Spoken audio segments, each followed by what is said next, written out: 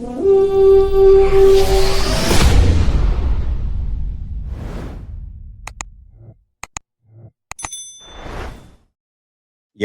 I'm back. So let's talk about it. Because right now, it feels like the Minnesota Vikings are at a crossroads. And I'm not sure they know which direction they actually want to go. We got questions at quarterback, questions in the draft, questions about players and expiring contracts. And honestly, I'm starting really to feel that there's no true long term vision for this team going forward. So, with that being said, let's dive into one of the biggest conversations surrounding the Minnesota Vikings right now. And y'all already know what it is: quarterback, right? The quarterback carousel for the Minnesota Vikings. Now, here's the question: who is going to be QB1 for the Minnesota Vikings? Now, we've been hearing a lot of talk about this quote unquote competition. I'm not sure if that is just talk or there's really going to be a quarterback competition between McCarthy, Wentz, and Kyler Murray. Now, last time I came on here, I told you guys my unfiltered opinion on how I felt about Kyler Murray going forward. I haven't changed, and I'm going to tell you guys right now off top that I'm going to stand on what I believe in. I don't think Kyler Murray is going to be the savior for this team that a lot of people out there think he's going to be. I think some people out there actually feel that this is, a situation that's going to rectify what happened with Sam Darnold, last season. And I don't think this is the same situation. I think Sam Darnold came into the Minnesota Vikings with a clearer head of basically having 1 year to where he didn't play. And he basically reworked on his whole outlook on being a quarterback in the NFL. Kyler Murray is just coming off of a season where he basically got benched and then eventually cut. So I don't know how, other people look at it, but that's how I look at it. But some of the questions surrounding this quarterback competition is what's going to happen with JJ McCarthy. Now, when you bring in a person of Kyler Murray's caliber, sorry, excuse me, you kind of can kind of feel that maybe the Vikings are already leaning towards making him the quarterback one going forward of this team. And I just think just like I said before, that all this competition situation, it may not happen. It may, be something to where, Kyler Murray comes in here during training camp and he starts with the second team and then eventually works his way up. We really don't know. But I want it to be a full-on competition because I still believe in JJ McCarthy. I really do. I think this is the first season, the first off season to where he's not preparing for the draft or he's not rehabbing an injury and he can basically hone in on his skills, kind of get his mechanics together, kind of clear his head, going to the season already knowing what to expect because he started 10 games. I'm still all in and I'm going to keep saying it. The best case scenario for the Minnesota Vikings going forward is playing JJ McCarthy. If he gets hurt again, then he can't stay healthy. If he takes a leap, then you might have your quarterback of the future for the franchise. And if he just outright plays bad, then you know what you got to do next offseason. But let's keep the topic going. Now, I've been going for a while and I wasn't able to give you guys my opinion on how I feel about the Carson Wentz re-signing. He only signed for 1 year, and some people are saying it's a lot of money for a backup. It is what it is, right? I think it's a lot of other stuff going on in the background with Carson Wentz. We know how Carson Wentz ended the season with basically his arm almost falling off. So it is what it is. But I don't look at Carson Wentz as a number 2 quarterback on this team. I look at Carson Wentz as the break glass and emergency quarterback. I think the Minnesota Vikings do not want the same situation they had last year with having to start Max Brosmer for multiple games, knowing that he wasn't ready to be an NFL quarterback. So maybe Carson Wentz will be that third string quarterback that basically may not suit up every game. And in case Kyler Murray gets hurt or McCarthy gets hurt or somebody plays bad, they have a quarterback that they can believe in that's been a veteran in this league to go forward to kind of like win games. Because we have to understand a lot of these moves are being made by Kevin O'Connell because he's trying to save his job. And I don't care what ESPN, Fox Sports, CBS News, whatever the Athletic are saying. Kevin O'Connell is in a hot seat right now. And a lot of these moves are basically showing it. So, like right now, like with the quarterback situation, like I look at it like from an old school mentality. When you have all this quarterback confusion, you really have no quarterback. So I just wanted to get that topic out real quick. So let's keep it moving on something that's about to happen in the next couple of weeks. Let's talk about the draft direction. Now, just like I stated before, like you have to have clear vision during the off season, and that's why I'm a little bit, you know, thrown back about the Vikings firing general manager, Quasi Mensa, and then bringing in Rob Brzezinski as the interim GM at the most pivotal time during the off season. Like the off season is the GM's Super Bowl, in my opinion. Like this is when they actually get things done, but they don't have a GM. We know that. So let's talk about what positions the Minnesota Vikings should prioritize in the draft. Now, cornerback is an issue, safety, interior defensive line, center, and running back. Now, we're not going to dive deep into the center situation because I got another topic that's going to kind of overlap on that. So let's just kick it off with the running backs. Now, I was surprised, just like a lot of you out there, when Aaron Jones took a pay cut to come back with the Minnesota Vikings. I was surprised. I thought he was cut. I thought that was like, all right, cool. They moving on. They're gonna go into the draft. They're gonna draft somebody young. All right, we about to get some pop on this team. We about to get some explosion.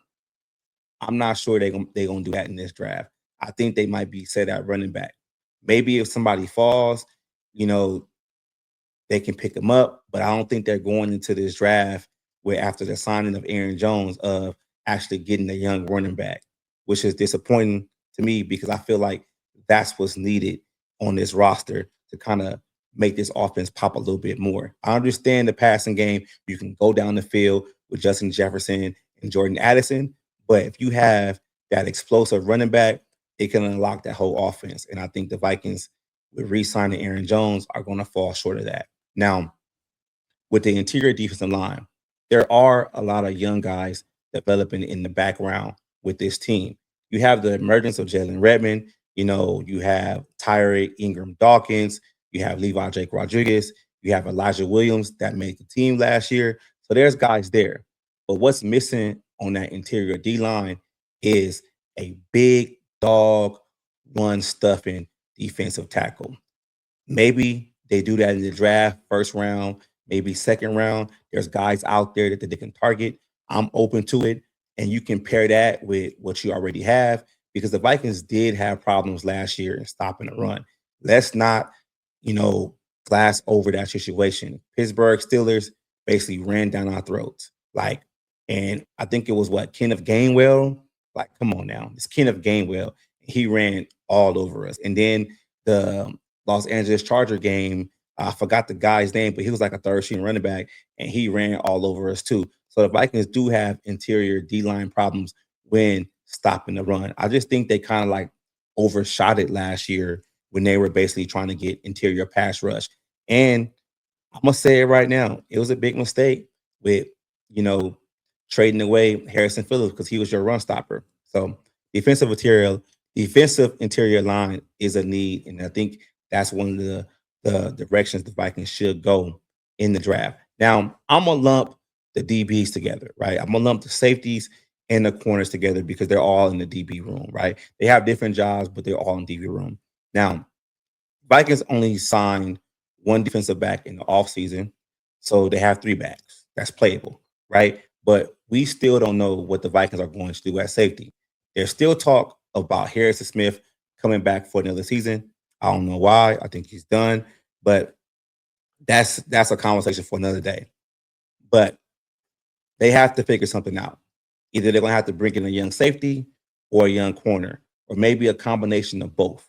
But that's something that, in my opinion, is a like top tier need in this draft. And if certain guys fall, to the Vikings, I just heard Evian Terrell just like re-injured his hamstring, and it might be an issue there. So maybe he might fall, in the draft, and maybe you can trade down, get more picks, and get him a little bit later. I like AJ Halsey from LSU. What I do want the Vikings to kind of stay away from is like, don't try to sell us with, the Harrison Smith replacement. We might not get Harrison Smith replacement in this draft. Might take next year's draft, but get you some safeties and get you some corners.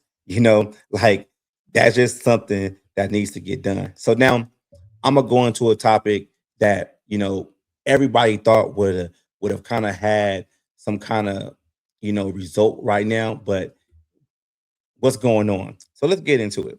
The Jonathan Greenard situation. Now,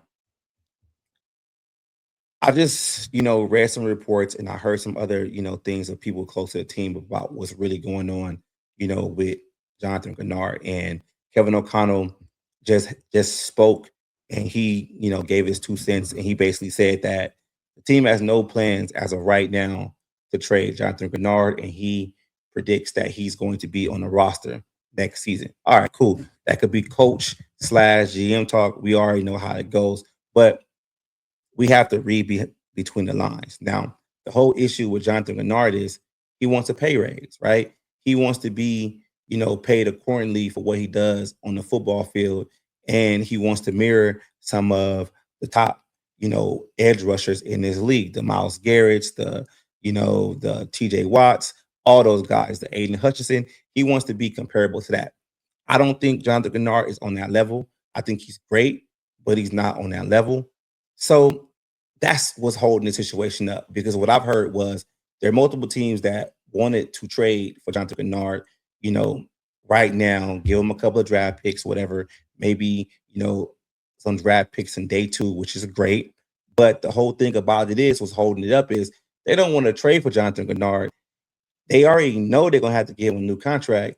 They don't want to give him no 35, 38 million a season when they believe that, he's a second tier, pass rusher. I agree with that. So Jonathan Greenard might be back with the Minnesota Vikings the start of next season. And mind you, I said the start of next season because we don't know what this season is going to look like when it starts.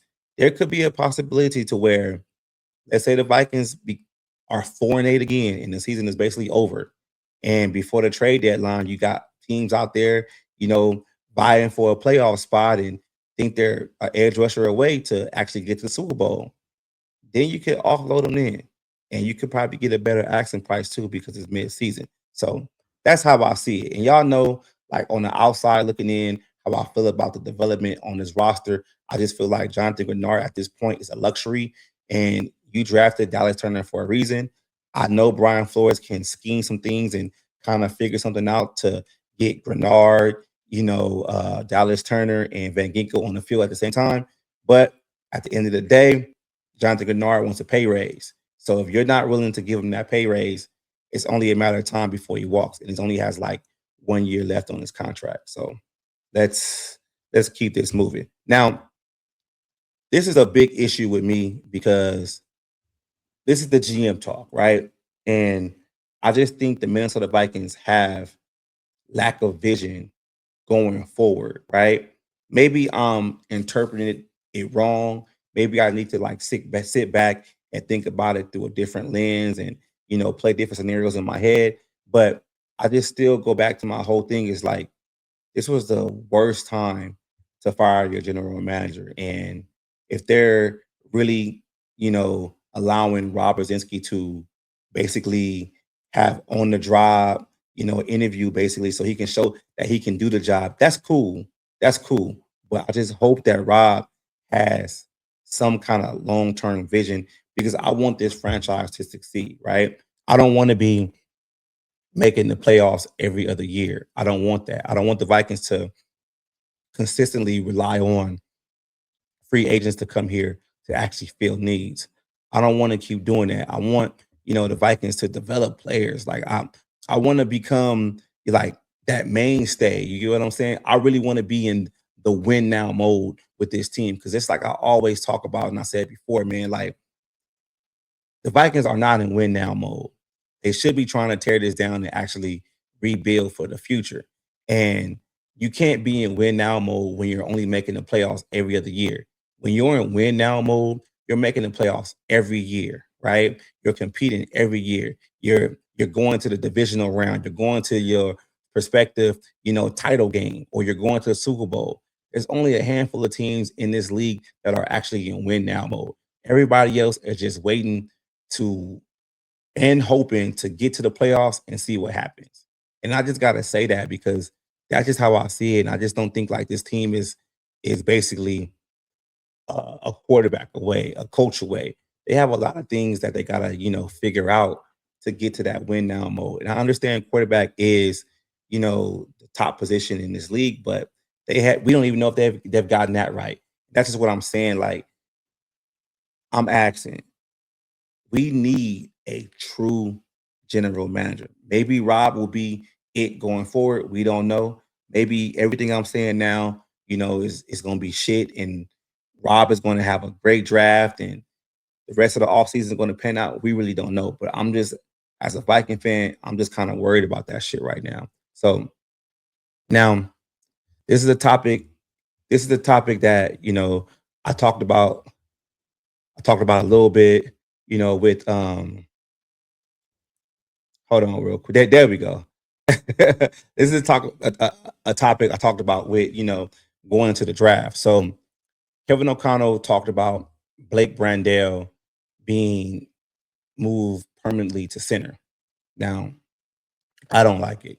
I really don't like it because I think Blake Brandell, his best suit for this team would be the six offensive linemen, uh, utility lineman that can play every position, not a guy that should be starting the season playing one position, on the starting five. I don't think he did bad at center last year in his spot work, but I really don't think he did great either. And I just think like this is another situation to where I feel like Kevin O'Connell is relying too much on his veterans and not giving his young players the adequate, you know, position to actually go out there and try to compete for a job or, trying to develop him. Because it's like if you move Blake Brandell to center permanently, then what are they going to do in the draft at center? Are they going to draft a center? Probably not. Are they going to have, Jurgens go out there and be the second string, center? Probably, maybe not. Like it just doesn't really make sense to me. Like what I would have did this offseason was I would have told Blake Brandell, you're good at guard and you're good at tackle and you can play a little bit center. Your value on this team is the sixth lineman. We're going to draft a center in this draft that's going to come in and compete with Jurgens. Whoever wins the job becomes the center, and we'll see what happens with Jurgens. But I just feel like this is the same pattern over and over again where veterans get the priority and young players sit.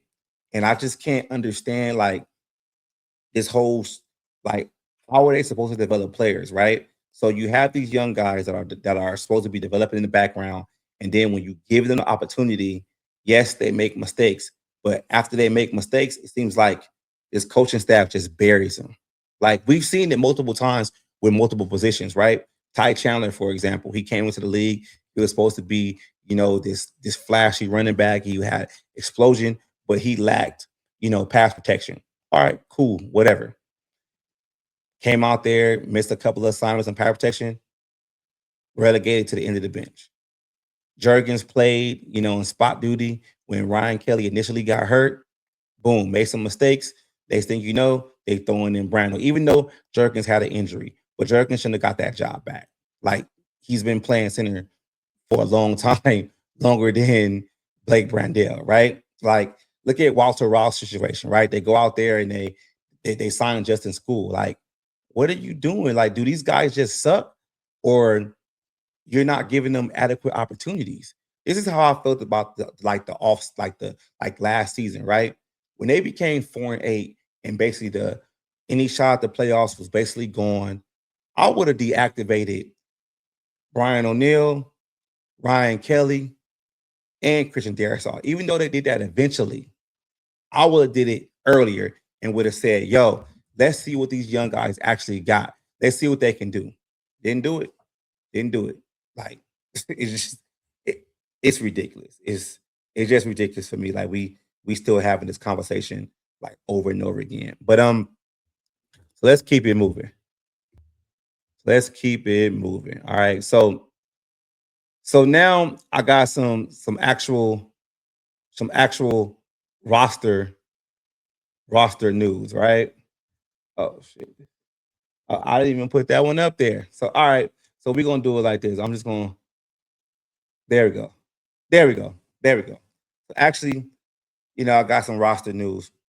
My guy, Jordan Addison, got his 5th-year option picked up. That's great for me, right? Outside of, you know, his off the field issues and all that other stuff, I still think Jordan Addison is one of the top receivers in this league, and he's still young. He has yet to get 1,000 yards in this league, but I think it's coming. I like it. And y'all know I'm an Addison guy. I'm big on development. I mean, what can I say? He's going to be part of this team going forward, which is cool. Like it's like I get it. I get it. But it just makes me like think about it too. Like, are they picking up a 5th-year option just because right now to keep him, solid, or do they really plan on him being one of the receivers of the future? We really don't know. We really don't know. But that's all I got for y'all, man. I'm gonna get up out of here right now. Thank you everybody out there that basically, was patient with me with my videos, man. Like I had some stuff going on, some family situations I had to take care of. You know, family come first. So this is my first time actually recording, something for you guys in the like I would say like 3 weeks. I jumped on a mock draft. I think it was like 2 weeks ago, but that was nothing like I was really like interested in trying to do. My mind still wasn't, all the way there right now. But now finna start dropping more content again. So I'm back. So that's all I got. That's what I got for y'all, man. Thank y'all for tuning in. And y'all know where y'all can find me. Let me know what y'all think about this video. Let me know in the comments. So let's get up out of here.